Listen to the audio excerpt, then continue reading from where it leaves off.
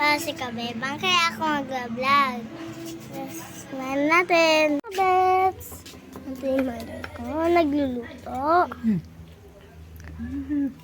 Nagluluto si Lola Nike.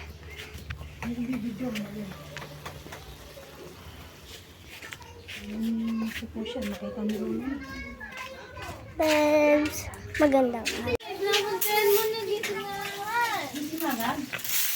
Magpapalis tayo.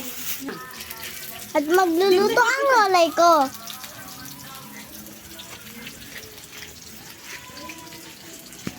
Diba? Nagluluto daw siya. Para may ulam daw.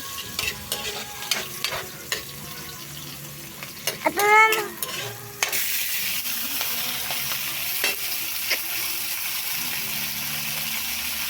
Ginisang kamatis. Lalagyan ko nito ng itlog.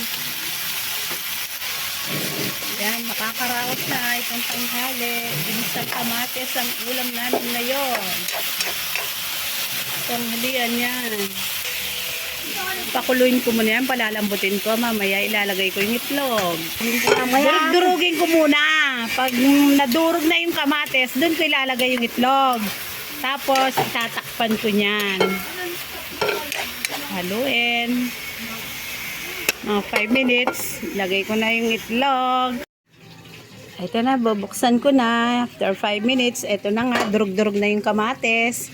Para ilagay ko na ngayon yung itlog. Kinuha ko pa sa pugad ng itlog. Yung nangingitlog. Pugad ng manok.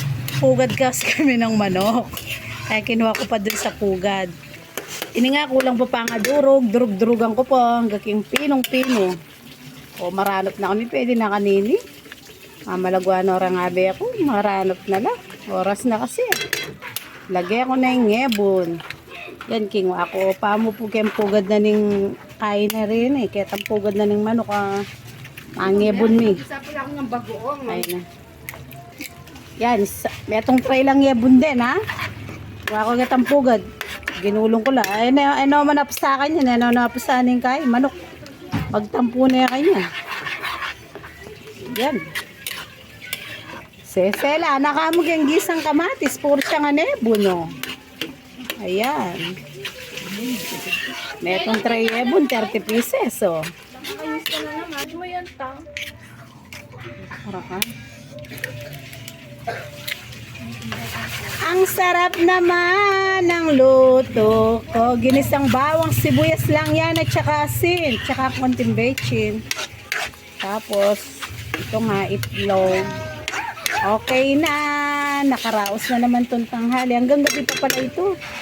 O, di tipid. Tipid sa budget. Kaya kayo dyan, kung gusto magtipid, gayahin nyo yung luto ko na ginisang kamates. Bye-bye. Follow nyo ako sa FB account ko, Joby Manaloto Vlog. Joby Manaloto sa Facebook. Sa TikTok account ko, Kabebang. Thank you for watching. Bye-bye.